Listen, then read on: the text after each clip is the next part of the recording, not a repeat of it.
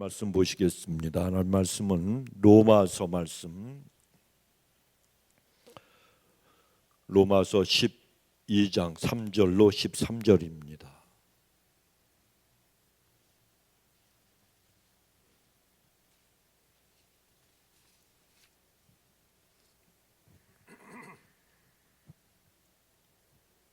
로마서 12장 13절로 3절로 13절,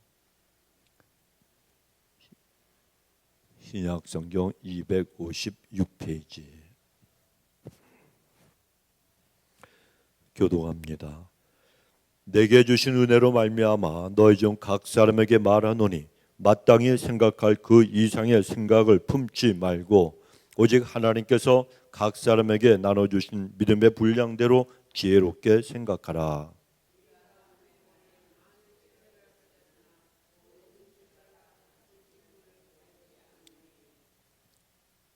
이와 같이 우리 많은 사람이 그리스도 안에서 한 몸이 되어 서로 지체가 되었느니라.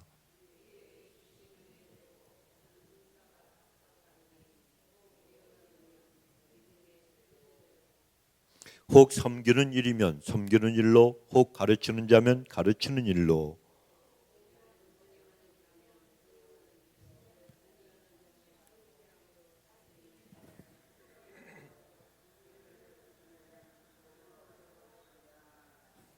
사랑엔 거짓이 없느니 악을 미워하고 선에 속하라.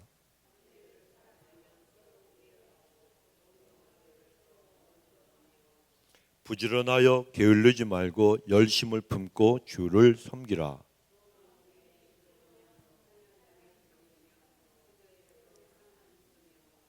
함께 읽습니다. 성도들의 쓸 것을 공급하며 손대접하기에 힘쓰라. 아멘. 자, 미국에 제롬 하인즈라고 하는 아주 유명한 그런 성악가가 있습니다. 이 사람이 뉴욕 메트로폴리탄 오페라 역사상 가장 뛰어난 그러한 그 성악가로 손꼽히고 또 평가를 받던 그런 음악인이었습니다. 무려 41년 동안 이 성악가로 활약을 하면서 미국인들의 많은 활약을 갖다가 그를 갖다 사랑하는, 그의 활약을 보고 그의 재능을 아꼈던 많은 사람들이 그를 존경하고 사랑을 했는데, 그가 그렇게 많은 미국인들의 주목을 받은 이유가 있습니다. 성악가로서 뛰어난 재능과 실력을 갖추었기 때문이 아니라 신앙에 있어서 절대로 타협하지 않는 그런 모습, 그러니까 신앙의 규감이 되는 그런 모습 때문에 많은 크리스천들이 그를 갖다가 존경하고 아꼈습니다. 그런데 이 사람, 이 제롬 하인즈라고 하는 이 사람이 처음부터 성악가로 성공한 게 아닙니다. 여러분 그 한국의 소녀시대 아시죠? 그 다음에 또 블랙핑크, 권사님 아세요? 블랙은 블랙이요, 핑크는 분홍색이요. 그거 아시죠? 저도 그랬어요. 그런데 이 한국에 유명한 그 걸그룹이 있어요. 옛날에는 뭐 남진 나오나 혼자 노래 불렀잖아요. 요즘은 무더기로 나와서 노래 불러요. 떼거리로 나와서. 그러니까 블랙핑크는 4명, 소녀시대는 9명, 그리고 슈퍼주니어는 몇 명? 13명? 야, 세븐틴은 17명이에요?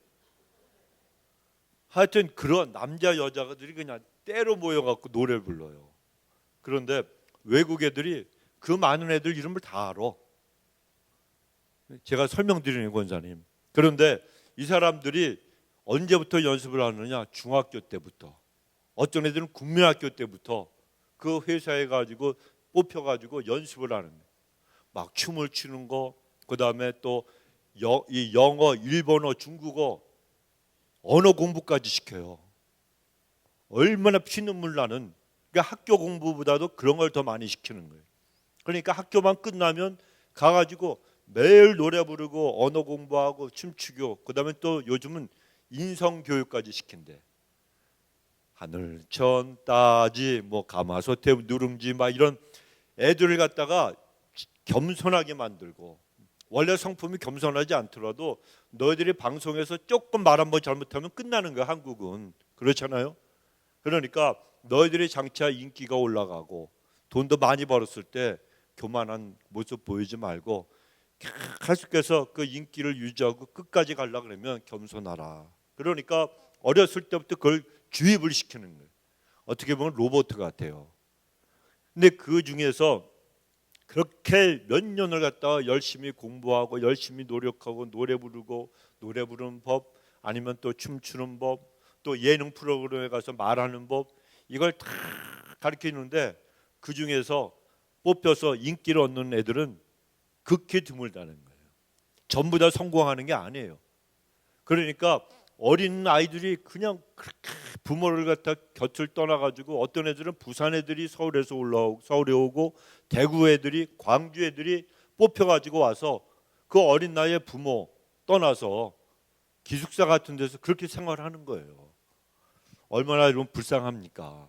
근데 전부 성공하면 얼마나 좋겠어요? 그렇지가 않다는 거예요. 그러니까 이 아들이 나중에 나이가 좀 차면은 이제 노래를 갖다가 이래 불렀는데 히트를 못 쳐. 배우로서 그럼 이제 완전히 배우로 전업을 해가지고 연기를 갖다 했으니까 연기했는데도 별로 인기가 없어. 그러면 이제 어떻게 돼요? 계약이 끝나는 거예요. 계약 끝나면 어디로 가요? 집으로 가는 거예요. 그러니까 얘네들은 다른 거 할 게 없어. 춤추고 노래하는 것밖에 배운 게 없는데 뭘 하겠어요? 그러니까 스스로 정말 어려운 그런 삶 속에서 정말 고단하고 이 세상을 하직하는 애들도 있고 굉장히 스트레스가 많아요. 근데 이게 연습생. 그러니까 이 훈련하고 공부하는 연습생 시절이 이게 평탄한 게 아니란 말이죠. 그런데 이 제롬 하이스도요, 41년 동안 성악가로서 활동을 했지만 처음부터 이 사람이 뽑혀가지고 삐까번쩍한 이러한 성악가로서의 삶을 산 게 아니고 연습생으로 들어가서 그냥 바닥을 갖다가 걸레질을 하고 청소하고, 그리고 3년 있으면 스승님이 그러잖아요. 저기 너 폭포 밑에 가서 도 닦고 그리고 목욕 제기하고 나하고 한번 겨루어가지고 이기면 하산하거라, 막 이래야 되는데 끝이 안 보이는 거예요. 근데 이 제르마이스가 그래도 끝까지 견디다가 이제 드디어 이 사람이 정식으로 천신만고 끝에 뉴욕 메트로폴리탄 오페라 그 단원이 되었다는 거예요. 그러니까 얼마나 좋겠습니까? 이 사람은 자기의 꿈이 이루어지는 거예요. 평생의 꿈이 이루어졌어요. 그래가지고 이 사람이 공연을 다녔는데 노래를 잘하니까 막 인기가 올라가는 거예요. 그러니까 돈이 따르고 여자가 따르고 그 다음에 매일 파티를 하게 됐어요. 근데 이 사람이 믿음이 있는 사람이란 말이에요. 신앙이 있는 사람이에요. 그런데 파티에 가서 술을 먹고 그리고 여자들하고 어울리고 막 이러다 보니까 마음속에 신앙이 있는 사람이 죄책감이 느껴져요? 안 느껴져요? 느껴지잖아요. 그러니까 이 사람이 괴로운 거예요. 그래서 어느 날 이 사람이 자기를 생각해 보니까 내가 지금 성공하는 길로 그 성악가로 최고의 정점까지 올라가려고 지금 올라가고 있는데 내가 이래서 꼭대기까지 올라갔을 때 내게 남는 게 뭐가 있냐, 회의감이 들었습니다. 그래서 자기가 이러다가 내가 가만히 보니까 성공하면 성공할수록 나를 알아주면 알아줄수록 내가 신앙의 길에서 지금 순수함을 잃어버리고 타락해 가고 있다는 걸 느꼈습니다. 그래서 그것을 갖다가 알면서도 그런 생활에서 빠져나오지 못했어요. 그런데 어느 날 늦은 밤에 이제 또 파티가 있었어. 공연이 끝나고. 그래 파티에서 술을 먹고 술에 취해서 이제 호텔로 돌아와서 그냥 공허한 마음에 그냥 잠을 못 자고 뒤척뒤척거리는데 그냥 괜히 TV를 켜고 싶어서 텔레비전을 켰습니다. 그런데 마침 TV에서 빌리 그레이엄 목사님의 그 전도 집회가 방영이 되고 있었다는 거예요. 그 오래간만에 술 취했겠다. 그걸 이렇게 보고 있는데 목사님이 설교하기 바로 직전에 한 사람이 나와서 찬양을 부르는 거예요. 주 예수보다도 귀한 것은 없네. 이 찬양을 부르는데 이 세상 부귀와 바뀔 수 없다. 그 찬양을 부르는 사람은 가만히 보니까 조지 베버리 쉐어라고 하는 사람이었다는 거예요. 이 사람은 늘 그 빌리 그레이엄 목사님 집회에 따라다니면서 찬양을 불렀던 사람인데 바리톤 목소리가 굵직한 게 너무너무 멋있어요. 그러니까 이 제롬 하이스가 TV로 그 음성을 듣다가 은혜를 받은 거예요. 어떤 은혜를 받았느냐? 야, 저 사람은 하늘이 낸 목소리인데 저 목소리 가지고 저렇게 저 목사님, 아무리 빌리그레엄 목사님이 유명해도 목사님 따라다니면서 그냥 복음성가를 부르는 이러한 복음성가 가수가 아니라 자기처럼 성악가가 되었으면 세계 최고의 성악가가 될 수 있는 그런 멋있는 바리톤 목소리를 갖고 있는데 아쉽다 하는 마음이 드는 거예요. 근데 나중에 알고 보니까 이 조지 비버리 슈어라고 하는 사람이 자신의 인생과 자신의 그 전 삶과 그리고 목소리, 그 뛰어난 목소리를 하나님께 드린 사람이다, 이걸 깨닫게 된 거예요. 그러니까 그 사람이 돈과 세상의 출세와 성공보다는 하나님이 주신 내 목소리 가지고 나는 하나님을 찬양한다, 이게 그의 일생의 목표가 되었다는 걸 알았습니다. 그래서 그때부터 제레마이스는 이 조지 비버리 슈어의 삶과 사역에 큰 감동을 받고, 그리고 가만히 그분하고 비교를 해보니까 자기는 너무너무 지금 세상과 쉽게 타협하고 죄짓고 살아가고 있는 거예요. 그러니까 갑자기 회개하는 마음이 들어서 하나님 앞에 무릎을 꿇고, 그리고 하나님 앞에 모든 죄악을 갖다가 다 자백하면서 내 삶과 나의 행동, 하나님 내가 이대로 돌이키겠으니까 이 조지 비버리 슈어라고 하는 이분처럼 하나님 중심으로 내 인생을 갖다가 살기 원합니다. 그러면서 진정으로 예수 그리스도를 구세주와 자기의 인생의 주님으로 영접을 했다는 거예요. 그런데 그러던 어느 날 그토록 소원하던 오페라 작품의 주인공으로 뽑혔어요. 그러니까 그 작품만 히트하면 이 사람은 날리는 거예요. 날리는 거예요. 최고 정점에 서는 거예요. 주인공이니까.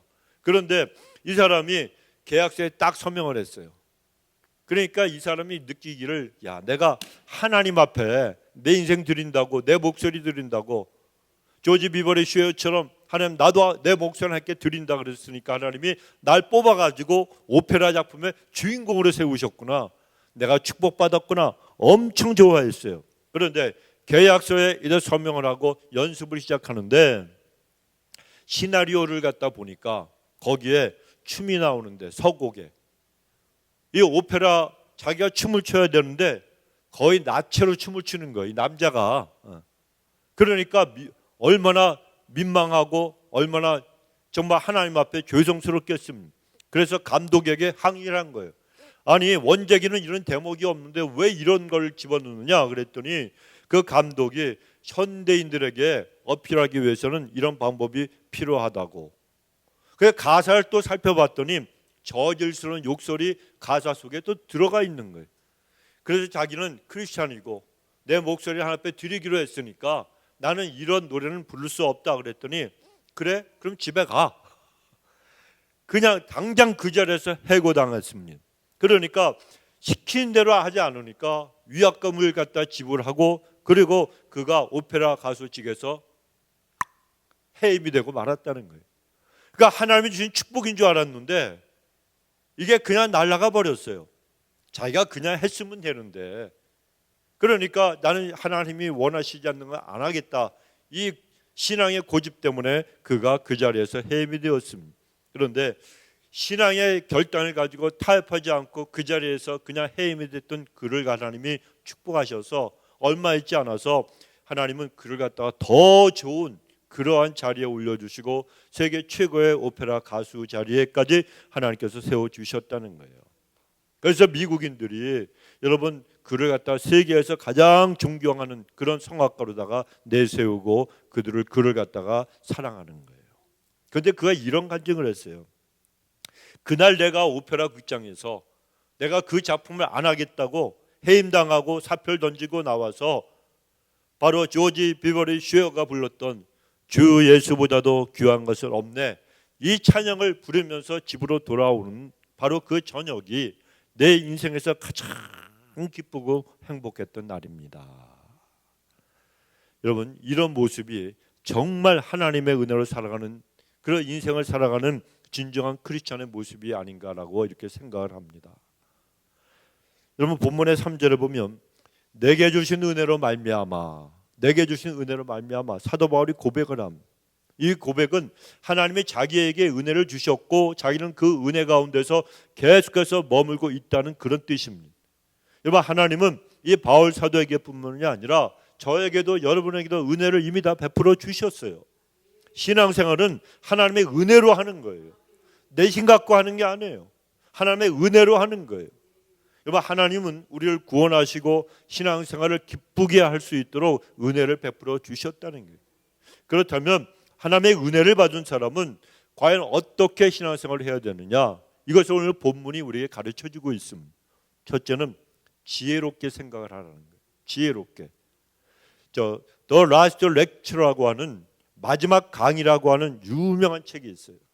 이 책은 47살의 나이에 췌장암 말기로 6개월밖에 살지 못한다는 선고를 받은 미국의 카네기 멜론이라고 하는 대학의 랜디 포시라고 하는 교수가 있는데 그분의 이야기를 기록한 책입니다.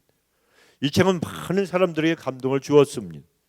그런데 췌장암 말기, 이런 절망적인 청천벽력 같은 이러한 선고를 받았지만 랜디 포시 교수는요, 절망적으로 생각하지 않고 회의적으로 생각하지 않고 긍정적으로 생각하면서 힘든 상황에 대처해 나갔습니다. 그는 이 췌장암 진단을 받고 담당 의사에게 물었습니다. 그러면 내가 얼마나 살 수 있습니까? 그러니까 이 의사 선생이 당신은 6개월밖에 못 삽니다. 이렇게 말하는 것이 아니고 오히려 웃으면서 교수님은 앞으로 6개월 동안 건강하게 살 수 있습니다. 이런 말을 해주는 거예요. 그러니까 이분이 의사 선생의 얘기를 듣고 마음이 바뀌었어요. 그렇지, 나는 6개월 동안은 건강하게 살 수 있지. 이 말을 갖다 긍정적으로 받아들인 거예요. 그래서 맞습니다. 나는 6개월밖에 못 사는 사람이 아닙니다. 교통사고로 갑자기 죽지 않고 가족과 함께 6개월씩이나 살 수 있는 시간에 여유를 주셨으니까 감사합니다. 이렇게 말하면서 그는 남은 6개월 동안 열정적으로 강의하고 책도 저술해 나가기 시작했습니다. 이 랜디 포시 교수는 그의 마지막 강의에서 이런 말을 남겼어요.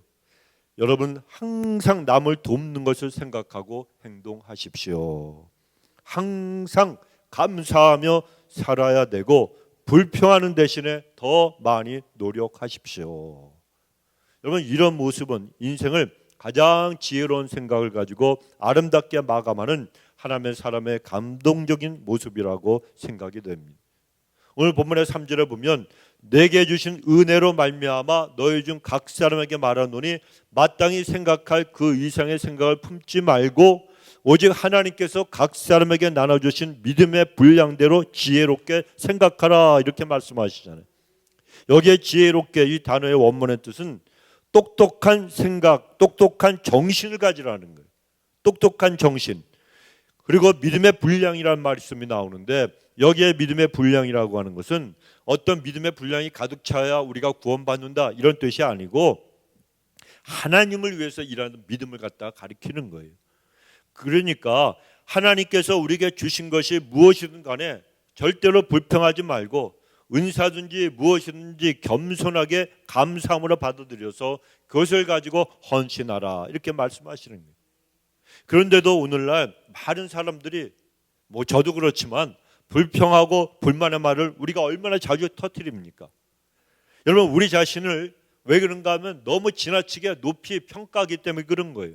내가 주인이고 하나님의 은혜를 받을 자격이 없는 사람이라는 것을 알고 하나님 앞에 겸손한 마음을 가지면 우리는 그런 불만은 여러분 갖지 않을 수가 있게 될 것입니다. 그런데 내 자신의 믿음의 분량이 조금밖에 되지 않으면서 내가 세상 모든 일을 다 아는 것처럼 혼자 똑똑한 줄로 착각하는 사람들이 어디에나 문제를 일으키는 거예요. 교회뿐만이 아니에요. 정치도 그렇고 경제도 그렇고 모든 사람들이 그렇다는 거예요. 여러분, 우리는요, 하나님 앞에 똑똑하고 지혜로운 사람이 되려면 일단은 겸손한 그런 마음을 품고, 그리고 믿음의 생각으로 우리가 우리 자신을 채우고 겸손하게 일하고 헌신해야 됩니다. 그러면 하나님께서 그때마다 지혜를 주시는 거예요. 제가 어제도 우리에게 안 나오는 분, 어떤 분 만나가지고 저한테 그러더라고요. 목사님 몇 시에 일어나세요? 나는 보통 3시 반에 일어납니다. 그랬더니 오후에요? 그래. 아니요, 오전에. 새벽 기도 가려면 그렇게 일어난다고. 그러니까 저는요, 저도 배웠어요. 3시 반에 일어나는 건 이영호 목사님한테 배웠고, 그 다음에 어떤 목사님은 아침에 일어나면 발바닥부터 치래. 발바닥 아시죠? 발을 이렇게 해갖고 이렇게. 내가 여기서 좀 누워서 시범 보일 수도 없고 나중에 개인적으로 강습을 해드릴게. 이 목사님이 그걸 치고 몸이 좋아졌대요. 아침에 눈을 뜨면 이걸 갖다 800번인가 한대요. 20분 동안 누워서 뭐 한대. 근데 속으로 나는 아니 운동하는 것도 좋지만 먼저 우리 영을 하나님 말씀으로 채워야 되잖아요. 여러분 아침에 일어나면요 기도해야 되는 거예요. 예수의 볼로 나를 씻어주시고 내 가정을 덮어주시고 내가 오늘도 하나님의 음성을 듣게 해달라고. 이거 기도하지 않고 나가면 마음을 다 뺏겨버려요. 세상에 얼마나 분주합니까? 그러니까 내 마음이 항상 여호와 하나님 앞에 가 있을 수 있도록 우리는 눈 뜨면 기도해야 되는 거예요. 그렇게 기도를 하고 그때 일어나서 성경을 보면요, 성경에 빨려 들어가. 한 줄을 읽더라도요, 한 줄 속에서 그 단어 하나가 살아가지고요 나한테 막 쏟아지는 거야. 하나님의 은혜의 지혜가 생겨요. 영감이에요. 영감. 할멈 영감 이게 아니고 영적인 감각이 온다고요. 이거는 내 머리에서 나오는 게 아니에요. 3시 반에 일어나서 하나님을 찾고 그리고 내가 하나님 앞에 드리고 나 자신을 드리고 성경을 딱 펴면 그때 막 쏟아져요. 별이 쏟아지듯이 머릿속으로 뭐가 막 생각이 오고 이게 설교거리가 되는 거예요. 다 하나님 말씀이 그렇게 기가 막히게 되니까. 꿀송이보다 더 단 게 요새 뭐 없나? 하여튼 말씀이 빨려 들어가고 내가 말씀에 빨려 들어가고 말씀이 나한테 내 안으로 빨려 들어오는 거예요. 이런 은혜의 맛을 알게 되면 성경을 안 읽고는 견딜 수가 없어. 근데 여러분 이 운동하는 그러고 나서 이제 운동을 하면 돼요. 발바닥을 치시라고. 꼭 발바닥 치세요, 여러분. 아셨죠? 이혁정 권사님. 최기성 권사님은 무릎이 아프셔갖고 살살 치셔. 시큰하지 말고. 그러면요 혈액순환이 잘 되고 몸이 달라져요. 제가 그렇다니까. 제가 다리에 쥐가 잘랐어요. 쥐가. 근데 그거 하고 나서부터는 쥐가 안 나.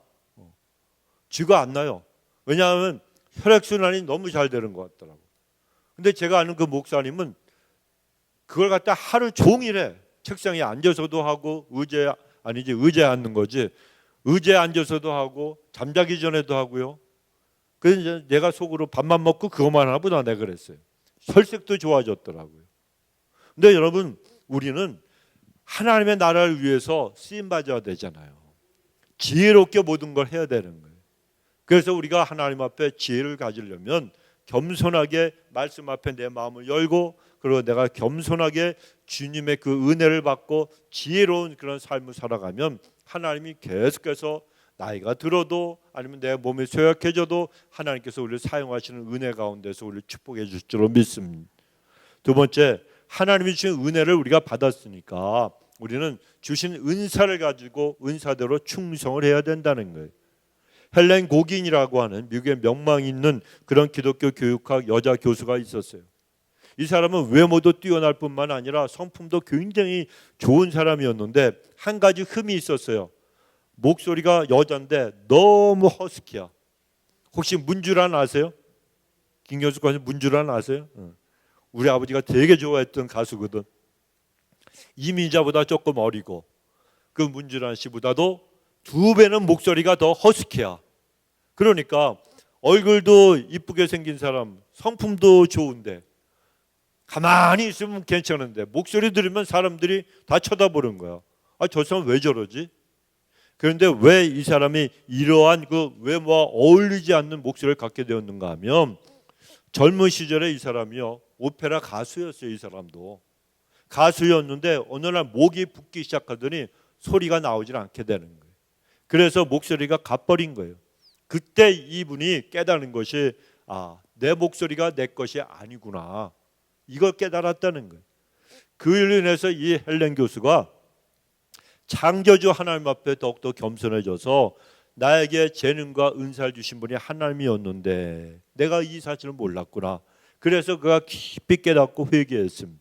그리고 하나님, 이제는 내가 오페라 가수로서 활동을 못하니까 하나님, 그럼 내가 무엇을 해야 되겠습니까? 기도하다가 하나님께서 인도하신 것이 기독교 교육학 공부를 하라 그래서 그가 그 공부를 하고 교수가 되어서 하나님께 충성하고 보람된 인생을 살아가다가 이제는 은퇴한. 여러분, 우리도 나를 만드신 창조주 하나님 앞에 겸손한 사람이 되어야 됩니다. 나에게 재능을 주셨죠. 은사를 주셨어요. 이걸 다 선물로 주셨어요. 그러니까 하나님께서 나에게 주신 거니까 늘 우리는 겸손해야 한다는 겁니다.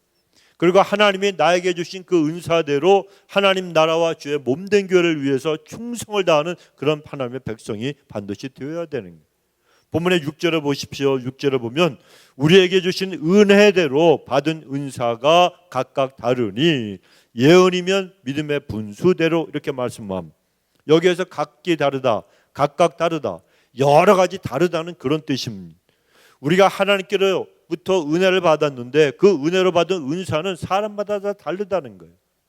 여러분, 하나님이 주신 은사는요 얼마나 다양합니까? 그런데 은사라고 하는 것은 각 사람의 열심에 따라 차이가 나는 게 아니고 하나님이 주신 은혜에 따라서 다르게 나타나는 거예요. 그래서 은사는 내 것이 아니고 누가 주신 거예요? 하나님이 주신 거란 말이에요. 자, 그러니까 그 은사를 주신 그 하나님께서 선물로 주셨는데 이걸 갖다가 자기가 스스로 갖추고 자기가 스스로 얻은 것처럼 이런 생각을 하니까 교만하고 허영에 빠지고 특권 의식을 가지고 살아가는데 이게 안 된다는 거예요. 모든 은사는 하나님의 은혜로 된 것이고 또 은사 받은 사람의 자기의 유익을 위해서가 아니고 교회, 신앙 공동체의 유익을 위해서 하나님이 그 은사를 주셨다는 거예요. 그래, 이 은사라고 하는 말의 뜻은 거저 주신 또 거저 받은 선물, 부여된 은총이라고 하는 뜻이 있어요. 그러니까 교회 공동체 생활에 있어서 섬기라고 하나님이 주셨다는 겁니다. 자, 그러므로 은사는 본인의 의지가 아니고 하나님이 그 의지를 가지고 각자에게 맞는 그러한 은사를 주셨으니까 여러분, 그 하나님의 뜻대로 사용을 하는 것이 얼마나 중요합니다. 그래, 우리는 그 은사대로 충성을 다해야 되는 거예요. 만일 은사를 사용하지 않고 묻어준다면 하나님 앞에 여러분 야단 맞지 않겠습니까? 그러므로 우리는 각각 처해 있는 상황은 다르고 다 은사가 달라도 하나님이 주신 은사대로 여러분 충성을 다하면 하나님께서 더욱더 복되고 아름다운 사람으로 우리를 세워주실 줄로 믿습니다. 세 번째는 하나님의 은혜를 받았으면 열심으로 섬기는 삶을 살아가는 것이 중요하다는 겁니다. 어떤 날에 충성스러운 신하가 하나 있었는데요, 이 신하가 중병에 걸려서 죽어가고 있었어요. 왕이 너무 아끼는 신하라, 충성을 다하는 신하라 찾아갔어요. 안타까운 마음으로 바라보면서 그대는 지금까지 나에게 충성을 다했는데 그래서 내가 마지막으로 그대에게 보답하고 싶은데 원하는 것이 무엇인가 한번 말을 좀 해보게. 그 어떤 것이든지 내가 다 들어주겠네. 그러니까 이 신하가 좀 죽어가고 있으면서 숨을 헐떡헐떡거리면서 하는 말이, 폐하, 제가 폐하를 위해서 마땅히 해야 할 일이 있었는데 이거 한 가지 미처 못한 것이 있습니다. 그러니까 며칠 동안이라도 좋으니까 제가 그 일을 하고 세상을 떠날 수 있도록 제 목숨을 조금만 연장시켜 주시면 좋겠습니다. 누구에게 얘기했어요? 왕에게. 그러니까 왕이 그 소리를 듣고서, 여보게 미안하네, 내가 막강한 권세를 가지고 있는 왕이면 틀림이 없지만 그러나 사람의 목숨을 갖다 연장시키는 일만큼은 내가 할 수 있는 일이 아니지 않는가. 그 일은 하나님만이 하실 수 있는 일이 아닌가. 그러자 이 신하가 한숨을 쉬면서, 폐하, 그렇다면 지금까지 제가 어리석었습니다. 세상의 왕을 섬기는 일에만 내가 바빴지 하늘의 왕을 섬기는 일에는 너무 제가 소홀했습니다. 이제 곧 하늘의 왕 앞에 서야 되는데 면목이 없어서 두렵고 떨리는 심정을 지금 금할 길이 없습니다 라고 얘기를 했다는 것입니다. 여러분, 우리의 모습은 어떻습니까? 우리는 지금까지 어떤 일에 열심을 내며 우리가 살아왔습니다. 돈 버는 일이요, 사업하는 일이요, 물론 다 해야죠. 돈도 벌어야 되고 사업도 하고 직장생활도 열심히 해야 되고 가정의 자녀들도 잘 돌봐야 됩니다. 다 해야 되지만 그러나 하나님의 백성은 내가 하나님을 위해서 얼마나 충성스럽게 섬기는 삶을 살아왔는가 이걸 반드시 생각해 볼 줄 알아야 된다는 거예요. 그래서 본문의 11절을 보면 부지런하여 게으르지 말고 열심을 품고 주를 섬기라 이렇게 말씀합니다. 여기서 열심을 품고 이 말씀의 원어의 뜻은요, 영으로 계속해서 뜨겁게 하라는 거예요. 뜨겁게 하라고. 식어지지 말고 성령으로 뜨거워진 열심을 가지고 주님을 섬기라는 뜻입니다. 그래서 우리는 매사에 최선을 다하는 열심을 가지고 신앙생활을 해야 되는 거예요. 심령이 뜨거워져야 기도도 열심히 할 수 있고, 심령이 뜨거워져야 전도도 열심히 할 수 있고, 주를 위한 봉사도 내가 최선을 다할 수 있는 것이지, 내 심령이 식어지면 모든 신앙의 행위가 다 부담스러워질 수밖에 없는 거예요. 그러나 은혜 받고 그 은혜를 간직하면 심령이 뜨거워지고, 누가 먹으라 그러고 누가 말려도 열심을 낼 수가 있습니다. 여러분, 열심은요 은혜 받은 성도의 특징입니다. 여러분, 은혜 받은 사람만이 열심을 낼 수 있죠. 우리 교회 지금 주일날, 아니 이 금요기도에 제일 중요한 시간 아닙니까? 그런데 한 130명 모으시잖아. 일당 100이요 우리는. 그러면은 한 1300명, 1300명. 많을 때는 1500명. 말대로 되는 거요. 그런데 여러분 생각해 보십시오. 교회 주일날 한 번 나오는 분들, 그럼 뭐 또 어머니 날이라고 어디 뭐 밥 먹으러 가, 또 무슨 뭐 있으면 또 어디를 또 가. 여러분, 그런 분들이 주일날 한 번 나오는 분들이, 여러분들, 저는 목사니까, 목사가 안 됐으면 주일도 안 지킬 사람이니까 하나님 목사를 만드신 거고, 여러분들 같은 분들이 금요일날 또 새벽기도도 나오시는 분들도 있고 수요 예배 나오고, 아니 왜 개신교는 이렇게 많네? 예배가 왜 이렇게 많어? 그런데 어떤 때는 특별 새벽기도회도 하고 그러잖아요. 그분들이 이해를 할까요? 못할까요? 못하는 거예요. 열심히 없기 때문에 그런 거예요. 왜냐하면 심령이 뜨겁지가 않으니까 그런 거예요. 뜨겁지가 않으니까. 내가 은혜 받고 성령 받으면 내가 교회 다니는 게 너무 좋은 거예요. 그리고 생각이 달라. 저는 은퇴하면 우리 집사람하고 작정한 게 있다 그랬죠. 6개월은 좀 쉬고, 은퇴하면 이제 나이들 많아가지고 나도 좀 쉬어야지. 맨날 이래요. 은퇴하면 6개월은 조그만 교회 가가지고 그 반주자 없는 교회를 찾아가가지고 우리 와이프는 반주해주고, 저는 제일 좋아하는 게 운전하는 거예요. 우버하는 게 아니고, 우버 택시가 아니고 성도님들 태우고 내가 픽업하려고. 그러니까 교회 아유 차가 없어요, 운전 못해요, 뭐 이런 분들이 있으면 잔소리하지 말아요. 여기 택시가 여기 있습니다. 근데 무료 택시입니다. 그리고 제가 가서 태우고 오려고. 제가 그랬잖아요. 저는 하나님 앞에 은혜 받고 일할 때 편하게 한 사람이 아니에요. 몸으로 때운 사람이요. 몸으로 때워가지고 할머니들 그냥 손주들 데리고 나올 때 그냥 한 사람이 1분 늦으면요 15명 태우면 어떻게 돼요? 15분. 그런데 동작이 빠릿빠릿하다가 않잖아요. 5분씩 늦어, 10분씩 늦어. 그러면 어이구, 예배 시간 다 끝나고 들어가는.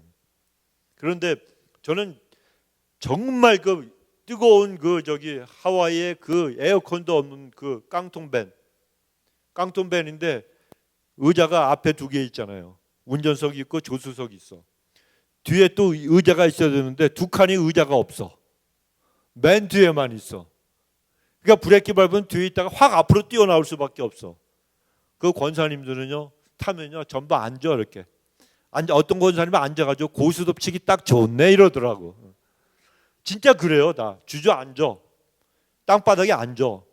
그래가지고 그 뜨거운 그 거기에 창문 열어놓아봤자 더운 바람밖에 더 들어옵니까? 그거 가지고 제가 주일날은 하여튼 쉴 수 없이 운전하고. 그런데 그 밴을 갖다 운전하려고 제가 아무도 안 하는 거 목사님한테 키 뺏어가지고 주일날 처음 운전할 때 새벽 2시에 일어나가지고 4시간인가를 운전했어요. 혼자. 혼자 밤중에 새벽에 아무도 없을 때. 그리고 내가 픽업을 시작한 거예요. 그때부터는 뭐 한 손으로 탁 이렇게 운전하는 거예요. 아무리 큰 차도 내가 운전은 거기다 또 내가 또 호접 뛰었다 그랬잖아요. 내가 술집에서 2시에 끝나는 술집에서 파킹 보이도 했었어 내가. 오늘 다 나온다. 쓰리잡을 뛰었는데 내 후배가 형님 저기 나 한국 갔다 와야 되는데 한 달만 봐달래. 그래갖고 월급이 있냐니까 월급 없대. 그럼 뭐를 먹고 사냐 했더니 팁으로 준대. 그러니까 내가 그때는 돈이 필요했잖아요. 그래가지고 했더니 그 술집 주인 그 아주머니가 아주 좋아하시더라고. 잘생겼다고. 월급을 안 줘 근데. 그래갖고 그때요 사람들이 딱 오면은 제가 키 딱 받아가지고 파킹 딱딱 해주는 거야. 그리고 갖고 있다가 이제 손님 오면 이제 발리 파킹하는 거잖아요. 그래서 그때 벤지부터 찝차부터 내가 하여튼 차란 깡그리 싸그리 몽창 다 몰아봤어. 막 이것도 다 이 스틱으로 하는 것도 몰아보고 그랬는데 제일 많이 받아본 게 오불이야. 야 하와이 사람들 되게 짜더라고. 일부러 어떤 사람 안 줘. 2시에 끝나요. 그러면 2시 끝나기 직전에 저는 키를 갖다가 손님들한테 들어가고 다 주고 그리고 나는 2시 딱 되면 집으로 걸어가는 거예요. 어떤 때는 이 차 하나 훔쳐갖고 가버릴까 생각도 들고 그랬었어요. 그런데 몸으로 떼어오는 건 난 참 좋아해요. 지금 이제 나이가 들었지만 제일 좋아하는 게 그래도 운전하는 게 최고로 좋아. 운전하는 게. 그러니까 할머니들 그냥 교회 오기 싫어하는 분들 내가 그냥 쫓아다니면서 그냥 교회다 태우고 그렇게 왔거든요. 나이가 들어도 할 일은 있어요, 여러분. 나이가 들어도 정거사님 아셨죠? 나이가 들어도 할 일은 있는 거예요. 뭐 정 못하겠다, 내가 힘이 없고 아프다 그러면요, 제일 중요한 기도하면 되는 거잖아요. 내 기도가 전부 덮어. 그러면 내 기도가 닿는, 내가 이름 불러 하나 앞에 부르짖는 기도마다 다 응답하시면 그 사람들이 흥하고 잘 될 수밖에 없잖아요. 그래서 기도해야 되는 거예요. 그러니까 그것이 은사 아닙니까? 그러니까 우리는 내가 은혜 받으면 주를 위해서 일하는 게 하나도 힘들지가 않아요. 고단하지가 않아요. 그래서 저는 신학생들 아이고 뭐 신학대학 나오고 뭐 나오고 폼 잡고 전도사 되고 그러다가 목사 되고 그런 거 하지 말고 대형 교회 가갖고 뭐 전도사님 그러고 부목사 돼가지고 뭐 성경 받는 그런 거 하지 말고 조그만 교회 가가지고 밑바닥부터 청소부터 하고 변소 청소 이거부터 시작하면 그 사람들은 목회 잘해요. 특히 이민교회 목회는 정말 잘해요. 한국에서 여의도교에서 오는 그 목사님들이 왜 목회를 못하는가 하면 와가지고 여의도교회는요 목사님들이 많잖아. 사모님들이 목회 안 해. 사모님들은 일반 성도하고 똑같아. 그러니까 목사님들만 하는데 이 양반들은 뭐 구역 조직에서 뭐해서 다 섬겨주니까 편하잖아. 이 조직이 제도가 있으니까 이게 그냥 돌아가요. 가만히 있어도. 근데 이민교회 와 보니까 어떻게 해요?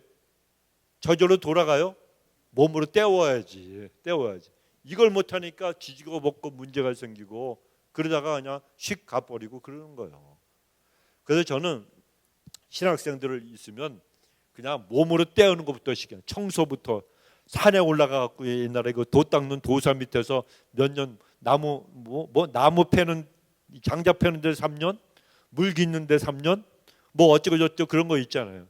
그런 식으로 교회 청소부터 제일 힘든 게 청소 아닙니까? 교회 잡초 뽑는 거 이런 거부터 교회 와서 몸으로 헌신하는 것부터 배워야 되는 거예요. 그렇게 올라가면요 신앙생활 잘합니다, 여러분. 목회도 잘합니다. 괜히 처음부터. 그러니까 그 신성조 목사님이라는 분이 있잖아요. 신학 박사님이 아닙니까? 이분이 충영교회죠.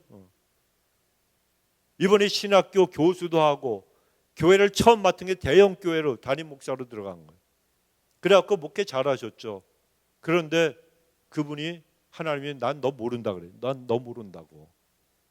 깜짝 놀란 거예요. 내가 그렇게 한국의 충영교회 역사적으로 유명한 연합교회와 함께 유명한 교회인데 그 장로교회에서 대형 교회에서 떵떵거리고 목회를 했는데 하나님 너 같은 거 모른다고 그때 깨달았대요.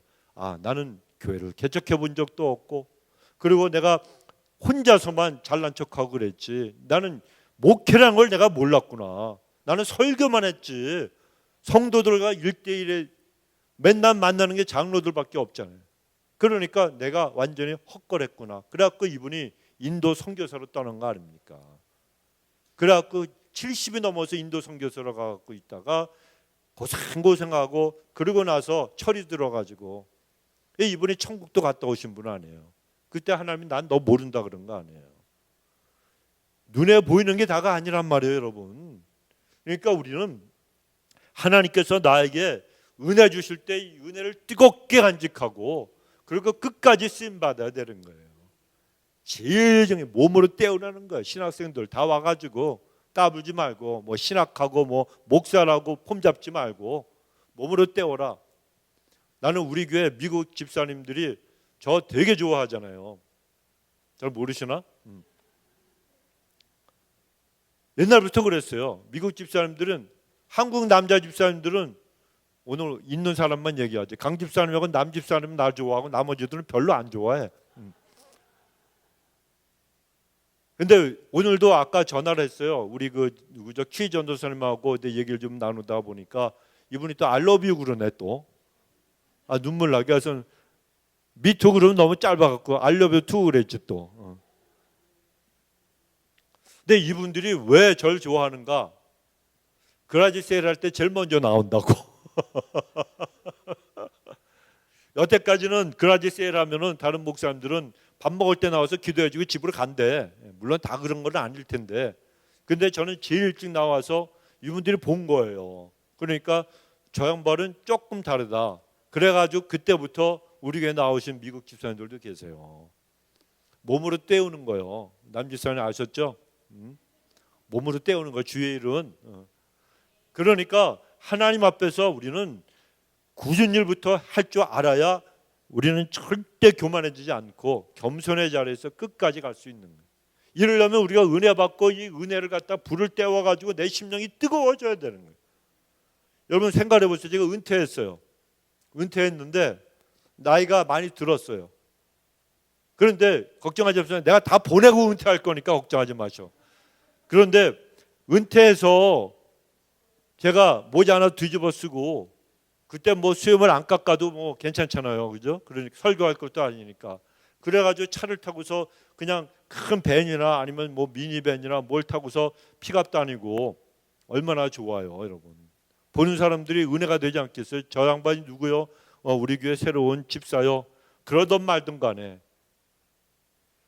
최영규 목사님이라는 휴스턴에서 제일 큰 교회 그 서울교회라고 있어요. 그 교회 그 목사님이 항상 사람들이 가까이 갈 수 있는 할아버지 같은 분이에요. 이분은 가르치는데 특별한 은사가 있는 분이에요. 그래서 가정교회를 개발한 분이에요, 그분이. 그런데 그 교회에 정아무개라고 하는 그 유명한 의사가 있었잖아요. 주일만 되면 아침 일찍 예배가 몇 부씩 있으니까 아침 일찍 나와가지고 이분이 파킹장을 다 쓰는 거예요. 낙엽들 다 쓸고 청소부인 줄 알았대잖아요. 작업복 입고 쓰니까. 근데 예배 시간에 양복 딱 입고 앞에 딱 있는 거 보고 저분이 그분이요? 그분이요. 청소부 아니었어요? 아니라고. 누구 하냐고. 누구냐 그랬더니 유명한 의사라고. 그런 사람이 진짜 장로 아닙니까? 여러분들 보고 마당 쓰려고 그러지 않으니까 걱정하지 마셔. 여러분 그러한 모습이 있어야지 진짜 하나님 앞에 인정받는 거예요. 얼마나 멋있어요. 자기가 티도 내지 않냐고 장로라고 폼도 잡지 않고 어느 그 말씀드렸잖아요. 한국에 와서 부흥회하는데 어떤 사람이 장로들이 어떤 명찰 딱 달고 주일날 그냥 장로실에 모여 앉았고 축구 보고 앉았더라고. 아유, 우리 교회 왜 TV를 갖다가 안 키느냐? 연속그만 볼 것 같아 갖고 우리 권사님들이 TV 켜봐. 요새 뭐 유명한 뭐 없어요? 에? 독수리 오영재? 슈퍼맨하고 날아가는 거? 만화 영화 아니에요 그거? 하여튼 그런 거 주일날 아니 드라마 보느라고 수요 예배도 못 나온 사람도 있죠. 여러분 우리는 하나님 앞에서 우리가 주신 은사대로 뜨거운 마음을 가지고 우리가 있는 자리에서 열심을 가지고 헌신하면 되는 거예요. 여러분 시간이 없잖아요. 시간이 없어요. 언제 어떻게 될지 누가 압니까? 그러니까 우리는 뜨거움을 가지고 열심을 가지고 신앙생활 해야 되는 거예요. 열심과 그리고 믿음은요 뗄래야 뗄 수 없는 불가분리의 관계라는 거예요. 그래서 열심을 빼면 신앙이 설 자리가 없다는 거예요. 하나님이 열심을 얼마나 좋아하십니까? 미지근한 상태는 토하여 내리라 이렇게 경고하셨어요.